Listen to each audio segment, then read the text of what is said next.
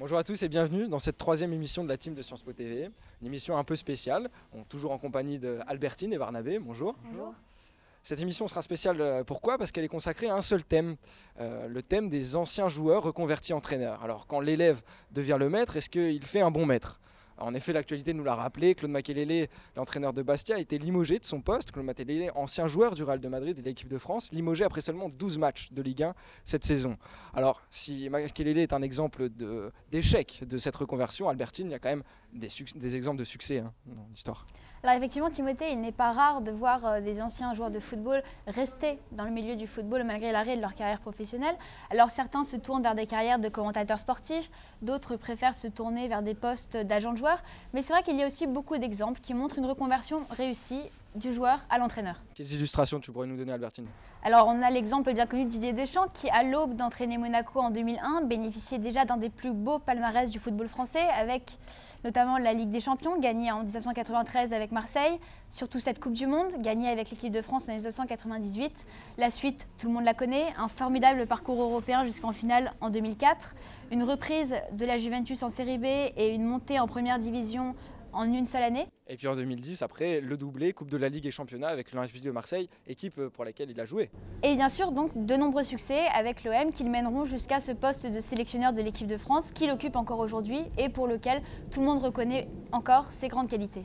L'actualité nous a rappelé avec la condamnation de 3 mois de suspension de Zinedine Zidane que parfois eh bien, les débuts d'ex-joueurs reconvertis entraîneurs pouvaient apparaître un peu difficiles. Barnabé, qu'est-ce que tu en penses ? Et même pour Zizou, c'est pas toujours facile d'entraîner. Et concernant sa suspension, le Real a fait appel et on peut raisonnablement penser que son diplôme qu'il a acquis en France après 3 ans d'études sera validé. Mais on peut se demander si vraiment, si le délit concernant Zizou, c'est pas plutôt sa façon d'entraîner. Quand on voit qu'avec un des meilleurs effectifs de Segunda B, la 3e division espagnole, il est seulement 8e de son groupe avec seulement 16 points en 11 matchs.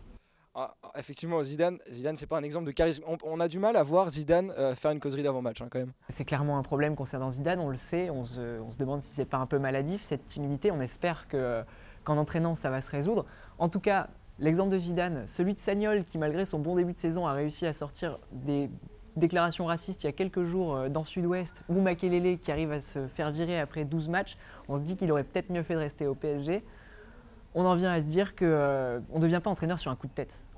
Bien, Materazzi appréciera. Alors voilà, Deschamps réussit, Zidane balbutie, mais est-ce que l'expérience du terrain vaut mieux qu'un diplôme ? Par exemple, Diego Maradona, le Bibé d'Oro, un des plus grands joueurs du siècle, et qui se fracasse avec l'Argentine en quart de finale de Coupe du Monde 2010. Concernant Maradona, on le savait avant qu'il devienne entraîneur, même en tant que joueur, c'est un type instable. Il a eu le temps d'abord de tomber dans l'alcool et la drogue avant de revenir pour être entraîneur. Il a un ego surdimensionné, c'est pas un truc d'entraîneur, ça normalement, c'est plutôt les joueurs.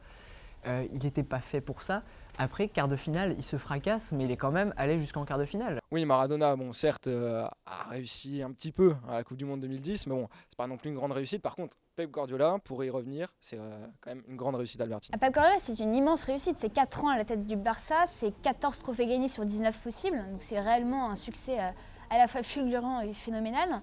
Mais c'est vrai qu'il n'est absolument pas anodin du fait que Guardiola avait été lui aussi joueur à une certaine époque du Barça, sous les ordres notamment du très connu Johan Cruyff, qui lui aussi avait été joueur auparavant, et que donc on peut bien évidemment voir un lien entre le fait d'avoir été un grand joueur et le fait ensuite d'être un grand entraîneur. Alors le cas du Barça pour moi il est un peu spécial puisqu'on l'a vu effectivement, tous les plus grands entraîneurs du Barça y ont joué, que ce soit Cruyff, Guardiola, Rijkaard, même Villanova. Ce sont tous des gars de la maison et on sait que le Barça fonctionne comme ça. Et c'est à se demander si c'est pas véritablement le fait d'avoir été joueur, mais plutôt le fait d'avoir été éduqué par cette maison-là qui les rend des bons entraîneurs, pour l'instant uniquement du Barça. On ne sait pas encore si Guardiola va enchaîner les bonnes saisons comme celle de l'an dernier à la tête du Bayern. C'est vrai que l'expérience du vestiaire, Albertine, a un rôle primordial à jouer. Oui, mais après ça peut être une expérience, je dirais presque à double tranchant, parce qu'on pourrait aussi prendre des exemples d'entraîneurs qui ont réussi sans aucun diplôme, enfin pas sans aucun diplôme, pardon, sans aucune expérience. C'est le cas notamment de Mourinho ou encore d'André Villas-Boas, qui ont eu quand même des trajectoires joueurs, au départ similaires. Pas mieux que Division 4 pour Mourinho, donc on ne peut pas considérer que ces gens-là étaient des joueurs professionnels.